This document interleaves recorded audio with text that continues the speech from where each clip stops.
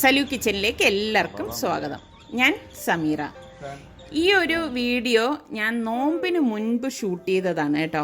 അപ്പോൾ ചില സാങ്കേതിക തടസ്സങ്ങളുണ്ട്, എനിക്കത് പോസ്റ്റ് ചെയ്യാൻ പറ്റാതിരിക്കുകയായിരുന്നു.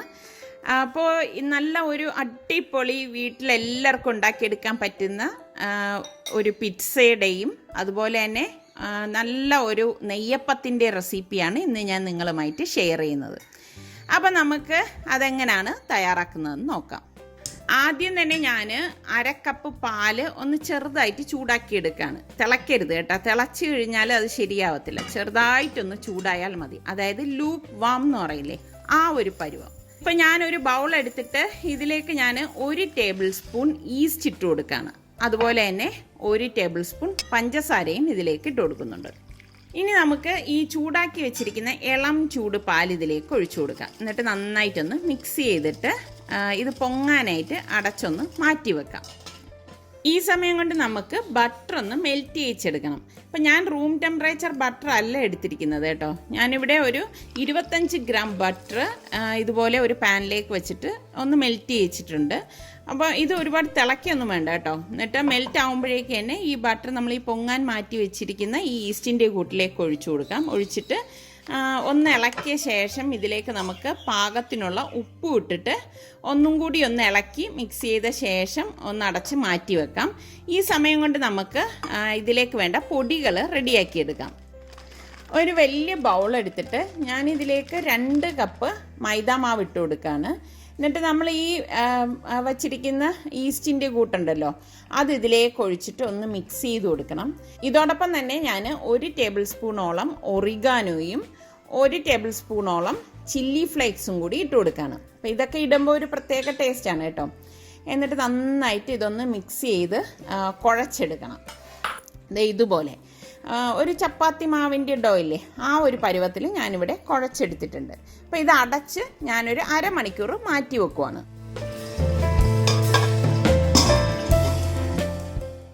1/2 മണിക്കൂർ കഴിഞ്ഞ ശേഷം ഞാൻ ഇതിൻ്റെ അടപ്പ് മാറ്റിയിട്ട് ഒന്നും കൂടി ഈ മാവൊന്ന് കുഴച്ചു കൊടുക്കുകയാണ്.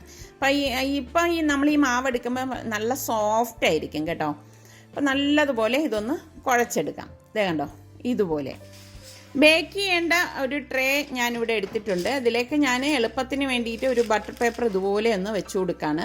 വെച്ചു കൊടുത്ത ശേഷം നമ്മൾ ഈ കുഴച്ച് വെച്ചിരിക്കുന്ന മാവ് ഞാൻ കൈകൊണ്ട് തന്നെ ഒന്ന് പരത്തി ആ ഫുൾ ബേക്കിംഗ് ട്രേ ഫുള്ളാക്കി ഇതുപോലെ ഒന്ന് പരത്തിയെടുക്കും കേട്ടോ. ഞാനിവിടെ തിന്നായിട്ടാണ് പരത്തി എടുത്തിരിക്കുന്നത്. എന്നിട്ട് നമ്മളൊരു ഫോർക്ക് കൊണ്ട് ഇതുപോലെ ഒന്ന് എല്ലായിടവും ഒന്ന് കുത്തി കൊടുക്കണം. ഇനി ഇതിന് മീതെ ഞാനിവിടെ ടൊമാറ്റോ പേസ്റ്റ് എടുത്തിട്ടുണ്ട്. അത് കുറച്ച് ഇതുപോലെ ഇട്ടിട്ട് എല്ലായിടത്തും ഒന്ന് സ്പ്രെഡ് ചെയ്ത് കൊടുക്കാം. ഇനി ഇതിന് മീതെ കുറച്ച് ഒറിഗാനോ ഇതുപോലെ ഞാൻ കയ്യിലെടുത്തിട്ട് എല്ലായിടത്തും ഒന്ന് വരത്തക്ക രീതിയിലൊന്ന് ഇട്ട് കൊടുക്കും കേട്ടോ. ഇതൊക്കെ ഇടുമ്പോൾ ഒരു പ്രത്യേക മണവും പ്രത്യേക ടേസ്റ്റുമാണ്. പിന്നെ അതിൻ്റെ മീതെ ഞാൻ കുറച്ച് മൊസറല്ല ചീസ് ഇട്ടിട്ടുണ്ട്. ഇതുപോലെ എല്ലായിടത്തും വരത്തക്ക രീതിയിൽ ഇട്ട് കൊടുക്കും. പിന്നെ ഞാൻ കുറച്ച് സവാള ഇതുപോലെ സ്ലൈസ് ചെയ്തെടുത്തതും അതുപോലെ തന്നെ ക്യാപ്സിക്കം ചെറുതായിട്ട് അരിഞ്ഞത്, പിന്നെ ഒലീവ്സ് ഞാനിവിടെ ബ്ലാക്കും ഗ്രീനും എടുത്തിട്ടുണ്ട്. ഇതെല്ലാം ഇതുപോലെ ഇതിൻ്റെ മീതെ ഇട്ട് കൊടുക്കും. പിന്നെ ഞാനിവിടെ കുറച്ച് ടൊമാറ്റോ വട്ടത്തിൽ അരിഞ്ഞെടുത്തിട്ടുണ്ട്. ആ വട്ടത്തിൽ അരിഞ്ഞ ടൊമാറ്റോയും ഇതുപോലെ ഇട്ടിട്ട് അതിന് മീതെ കുറച്ചുകൂടി നമ്മളുടെ മൊസറല്ല ചീസ് ഇട്ട് കൊടുക്കും. അപ്പോൾ ഇതൊക്കെ ഇടുമ്പോൾ ഒരു പ്രത്യേക ടേസ്റ്റാണ്. പിന്നെ അതിൻ്റെ മീതെ ഞാൻ കുറച്ച് ചില്ലി ഫ്ലേക്സും ഒറിഗാനോയും കൂടി ഇതുപോലെ ഒന്ന് വെതറി കൊടുക്കും. പിന്നെ പ്രീ ഹീറ്റ് ചെയ്ത ഓവൻ, അതായത് 150 ഡിഗ്രി സെൽഷ്യസിൽ 5 മിനിറ്റ് പ്രീ ഹീറ്റ് ചെയ്ത് വെച്ചിരിക്കുകയായിരുന്നു ഞാൻ ഓവൻ. അതിൽ 150 ഡിഗ്രി സെൽഷ്യസിൽ 25 മിനിറ്റ് ഞാൻ വെച്ചിട്ട് ഇത് ബേക്ക് ചെയ്തെടുക്കുകയാണ് ചെയ്യുന്നത്. ശരിക്കും എളുപ്പമാണ് കേട്ടോ ഈ പിസ്സ തയ്യാറാക്കിയെടുക്കാനായിട്ട്. നല്ല ക്വാളിറ്റി മൊസറല്ല ചീസ് ഉപയോഗിക്കണം കേട്ടോ പിസ്സ ഉണ്ടാക്കുമ്പം. എങ്കിൽ മാത്രമേ കറക്റ്റ് നമുക്ക് ആ ഒരു ടേസ്റ്റ് കിട്ടത്തുള്ളൂ. ഇപ്പം കുറച്ച് പഴക്കം ചെന്ന മൊസറല്ല ചീസാണെങ്കിൽ അത്ര ടേസ്റ്റ് ഉണ്ടാവില്ല പിസ്സയ്ക്ക് കേട്ടോ. ഇതൊക്കെ ഞാൻ എൻ്റെ ഒരു എക്സ്പീരിയൻസ് കൊണ്ട് പറയുന്നതാണ് കേട്ടോ. അപ്പോൾ ദേ പിസ്സ ഇവിടെ റെഡി ആയിട്ടുണ്ട്. ഇത് ഞാൻ തിൻ ക്രസ്റ്റ് പിസ്സയാണ് ഉണ്ടാക്കിയിരിക്കുന്നത്. നല്ല ടേസ്റ്റാണ് കേട്ടോ. കുട്ടികൾക്കൊക്കെ എന്തായാലും ഇഷ്ടപ്പെടും. അപ്പോൾ ഇത് നിങ്ങളുടെ കയ്യിൽ ഓവൻ ഇല്ല എന്നുണ്ടെങ്കിൽ ഇത് നമുക്ക് ഗ്യാസ് സ്റ്റോപ്പിൽ വെച്ചിട്ടും തയ്യാറാക്കാവുന്നതാണ് കേട്ടോ. ഗ്യാസ് സ്റ്റോപ്പിൽ വെച്ച് തയ്യാറാക്കുന്നതിൻ്റെ വീഡിയോ ഞാൻ ഇതിനു മുൻപ് പോസ്റ്റ് ചെയ്തിട്ടുണ്ടായിരുന്നു. അപ്പോൾ അതിൻ്റെ ലിങ്ക് ഞാൻ ഇതിൻ്റെ ഡിസ്ക്രിപ്ഷൻ ബോക്സിൽ കൊടുത്തിരിക്കാം. ഇത് നോക്കിയാൽ പിസ്സ എത്ര നന്നായിട്ട് വന്നിരിക്കുന്നു കണ്ടോ. ആ മൊസറല്ല ചീസൊക്കെ ഇങ്ങനെ വലിഞ്ഞു വന്നിരിക്കുകയാണ്. ശരിക്കും അടിപൊളി ടേസ്റ്റാണ് കേട്ടോ ഈ ഒരു പിസ്സ. അപ്പോൾ പിസ്സയ്ക്ക് ശരിക്കും ആ ഒരു ടേസ്റ്റ് കിട്ടണമെങ്കിൽ ഒന്ന് നമുക്ക് ഒറിഗാനോ വേണം, അതുപോലെ തന്നെ ഒലിവ്സ്, അത് ബ്ലാക്കും ഗ്രീനും ഉണ്ടായാൽ നല്ലതാണ്. പിന്നെ നമുക്ക് നല്ല ക്വാളിറ്റി മൊസറല്ല ചീസ് വേണം. ഇത് ഇത്ര ഉണ്ടെങ്കിൽ നല്ല പിസ്സ നമുക്ക് വീട്ടിൽ തന്നെ ഉണ്ടാക്കിയെടുക്കാം. അതുപോലെ തന്നെ ഈസ്റ്റ് ഉപയോഗിക്കുമ്പോഴും നിങ്ങൾ പ്രത്യേകം ശ്രദ്ധിക്കണം.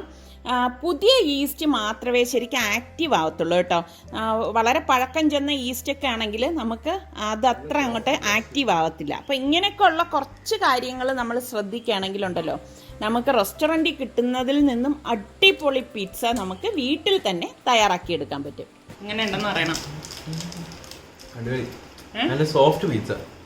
ഇനി ഞാൻ തയ്യാറാക്കാൻ പോകുന്നത് വളരെ പെട്ടെന്ന് തന്നെ നമുക്ക് ഉണ്ടാക്കിയെടുക്കാൻ പറ്റുന്ന നെയ്യപ്പമാണ്. അപ്പോൾ അതിന് വേണ്ടിയിട്ട് ഇതുപോലെയുള്ള ഐറ്റംസൊക്കെ സ്നാക്സൊക്കെ ഉണ്ടാക്കാൻ വേണ്ടിയിട്ട് ഞാൻ പച്ചരി വെള്ളത്തിൽ കുതിർത്ത് പച്ചരി പൊടിച്ചിട്ട് വറക്കത്തില്ല കേട്ടോ, പൊടിച്ചിട്ട് ഇതുപോലത്തെ ഒരു സിപ്ലോ കവറിലാക്കി ഫ്രീസറിൽ സൂക്ഷിക്കുകയാണ് ചെയ്യുന്നത്.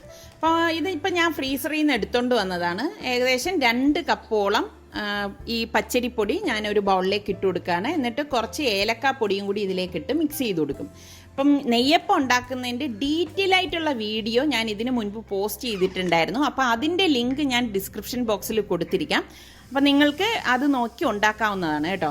അപ്പോൾ ഇതിലേക്ക് ഞാൻ ഉരുക്കി വെച്ചിരിക്കുന്ന ശർക്കര പാനി ഇതുപോലെ ഒഴിച്ചിട്ട് നന്നായിട്ട് കൈകൊണ്ട് മിക്സ് ചെയ്ത് കൊടുക്കും. ഇതുപോലെ ഒരു ഇഡ്ഡലി മാവിൻ്റെ പരുവത്തിലാണ് നമ്മളിത് കുഴച്ചെടുക്കുന്നത്. ഇത്രയേ ഉള്ളൂ കേട്ടോ. എന്നിട്ട് ഇത് ഞാനൊരു 4 മണിക്കൂറോളം അടച്ച് മാറ്റി വെക്കും. അപ്പോൾ ഒരു 4 മണിക്കൂർ കഴിഞ്ഞ ശേഷം ഞാനൊരു പാനിലേക്ക് 2 ടേബിൾ സ്പൂൺ നെയ്യ് ഒഴിച്ചിട്ടുണ്ട്. എൻ്റെ കയ്യിൽ ഉണക്ക തേങ്ങ ഇല്ലാത്തതുകൊണ്ട് ഞാൻ പച്ച തേങ്ങ ഇതുപോലെ അരിഞ്ഞെടുത്തത് ഇതിലേക്ക് ഇട്ടിട്ട് ഒന്ന് വറുത്ത് കൊടുക്കുകയാണ് ചെയ്യുന്നത്. അപ്പോൾ ഇതൊന്ന് വറുത്തിട്ടൊന്ന് മാറ്റി വെക്കും. എന്നിട്ട് നമ്മളുടെ മാവ് ഞാൻ ഈ സമയം ഒരു സ്പൂൺ കൊണ്ടൊന്ന് ഇളക്കി കൊടുക്കും. അപ്പോൾ ഇതൊരു കറക്റ്റ് പരുവായിട്ട് വന്നിട്ടുണ്ട്. ഇനി ഇതിലേക്ക് ഞാൻ കറുത്ത എള്ളുണ്ടല്ലോ അത് കുറച്ചിട്ട് കൊടുക്കും. ഇതൊക്കെ ഓരോരുത്തരുടെ ഇഷ്ടത്തിനനുസരിച്ച് ഇട്ട് കൊടുക്കാം കേട്ടോ. എന്നിട്ട് നമ്മൾ ഈ വറുത്ത് വെച്ചിരിക്കുന്ന ഈ തേങ്ങാക്കൊത്ത് ചൂടോടുകൂടി തന്നെ ഇതിലേക്ക് ഇട്ടിട്ട് കുറച്ച് ഉപ്പും കൂടി നമ്മൾ ഇതിലേക്ക് ഇട്ട് കൊടുക്കും കേട്ടോ. എന്നിട്ട് നന്നായിട്ടൊന്ന് മിക്സ് ചെയ്ത് കൊടുക്കും. പിന്നെ ഞാൻ നിങ്ങളുടെ അടുത്തൊരു കാര്യം പറയാമേ, നമ്മളിങ്ങനെ ഫ്രീസറിൽ വെച്ചിട്ട് നമ്മൾ നെയ്യപ്പം ഇതുപോലെ നെയ്യപ്പം തയ്യാറാക്കി എടുക്കുമ്പോൾ ഉണ്ടല്ലോ, നമുക്ക് ആ ഒരു കറക്റ്റ് ഒരു സോഫ്റ്റ് ഒന്നും കിട്ടത്തില്ല കേട്ടോ. ഞാൻ ഉണ്ടാക്കിയതിൻ്റെ എക്സ്പീരിയൻസ് കൊണ്ട് പറയാണ്. ഇപ്പം കൊതിക്ക് വേണ്ടിയിട്ട് നമുക്ക് ഇതുപോലെ തയ്യാറാക്കി വെച്ചിട്ട് നെയ്യപ്പം ഇതുപോലെ ഉണ്ടാക്കണം എന്ന് തോന്നുമ്പോൾ എളുപ്പമാണ് നമുക്ക് ഉണ്ടാക്കിയെടുക്കാം. അതാണ് ഞാൻ പറഞ്ഞത്. ഞാൻ ഈ ഉണ്ടാക്കിയതിൻ്റെ ഡീറ്റെയിൽ ആയിട്ടുള്ള വീഡിയോ ഇതിന് മുൻപ് പോസ്റ്റ് ചെയ്തിട്ടുണ്ട്. അപ്പം നിങ്ങൾക്ക് അത് നോക്കി നിങ്ങൾ ഉണ്ടാക്കിയാൽ മതി കേട്ടോ. അതിൻ്റെ ലിങ്ക് ഞാൻ ഇതിൻ്റെ ഡിസ്ക്രിപ്ഷൻ ബോക്സിൽ കൊടുത്തിരിക്കാം. എന്നിട്ട് എണ്ണ ചൂടാവുമ്പോഴേക്ക് ഈ മാവ് ഇതുപോലെ കോരി ഒഴിക്കണം. കോരി ഒഴിച്ചിട്ട് നമ്മൾ ടച്ച് എന്നും ചെയ്യരുത് കേട്ടോ, തന്നെ പൊന്തി വരുന്നോളും. പൊന്തി വരുമ്പോഴേക്ക് തിരിച്ചും മറിച്ചും ഇട്ട് ഇതുപോലെ ഒരു ഗോൾഡൻ കളർ ആകുമ്പോഴേക്കും നമുക്ക് എണ്ണയിൽ നിന്ന് മാറ്റണം. അപ്പം ഞാൻ പറഞ്ഞില്ലേ, നമ്മൾ ഇതുപോലെ മാവ് തയ്യാറാക്കി ഫ്രീസറിൽ വെക്കുകയാണെങ്കിൽ നമുക്ക് എപ്പോഴും കൊതി തോന്നുന്നോ അപ്പോൾ നമുക്ക് നെയ്യപ്പം തയ്യാറാക്കിയെടുക്കാം. അപ്പോൾ ഇതാണ് നമ്മളുടെ നെയ്യപ്പം. നിങ്ങൾ ഈ മാവ് ഒഴിച്ചുടൻ തന്നെ സ്പൂൺ കൊണ്ട് ടച്ച് ചെയ്യരുത് കേട്ടോ. അങ്ങനെ ചെയ്ത് കഴിഞ്ഞാൽ അത് ശരിയാവത്തില്ല കേട്ടോ. അപ്പോൾ ഫ്ലെയിം ഒന്ന് കുറച്ച് വെച്ച ശേഷം നമുക്ക് ഇതിൻ്റെ ഉൾഭാഗമൊക്കെ വേകണം. വെന്ത ശേഷമാണ് നമ്മൾ വീണ്ടും ഇത് മറിച്ചിടുന്നത്. മറിച്ചിട്ടിട്ട് കണ്ടില്ലേ, ഈ ഒരു ഗോൾഡൻ കളറാകുമ്പോൾ നമ്മൾ എണ്ണയിൽ നിന്ന് മാറ്റുകയാണ് ചെയ്യുന്നത്. അപ്പോൾ ഞാൻ ഇതിൻ്റെ ഉൾഭാഗം ഒന്ന് കാണിച്ചു തരാം. കണ്ടോ, ഇത് അത്ര സോഫ്റ്റ് ഒന്നും അല്ല, പക്ഷെ നല്ല ടേസ്റ്റാണ് കേട്ടോ. നെയ്യപ്പത്തിൻ്റെ ആ ഒരു ടേസ്റ്റ് ഇല്ലേ, അത് കിട്ടും. പിന്നെ സോഫ്റ്റ് ആയിട്ടുള്ള നെയ്യപ്പം ഇഷ്ടമില്ലാത്തവർക്ക് ഈ ടൈപ്പ് നെയ്യപ്പം ഇഷ്ടപ്പെടും കേട്ടോ. അപ്പം നിങ്ങൾ പച്ചരി മാവ് നിങ്ങളുടെ കയ്യിലുണ്ടെങ്കിൽ ഈ ഒരു രീതിയിൽ ട്രൈ ചെയ്ത് നോക്കൂ. അപ്പോൾ ഇന്നത്തെ ഈ 2 റെസിപ്പിയും നിങ്ങൾക്ക് എല്ലാവർക്കും ഇഷ്ടമായെന്ന് വിശ്വസിക്കുന്നു. പിന്നെ നമ്മളുടെ സലു കിച്ചൻ ഇനിയും സബ്സ്ക്രൈബ് ചെയ്യാത്തവരുണ്ടെങ്കിൽ നമ്മളുടെ ചാനൽ നിങ്ങൾക്ക് ഇഷ്ടപ്പെടുവാണെങ്കിൽ സബ്സ്ക്രൈബ് ചെയ്യാനും പിന്നെ നിങ്ങളുടെ ഫ്രണ്ട്സിനൊക്കെ ഇതിൻ്റെ ലിങ്ക് ഷെയർ ചെയ്യാനൊന്നും മറന്നു പോരുതേ. അപ്പോൾ ഇനി അടുത്ത് നമുക്ക് നല്ല റെസിപ്പിയുമായി വരുന്നത് വരെ എല്ലാവർക്കും ബൈ.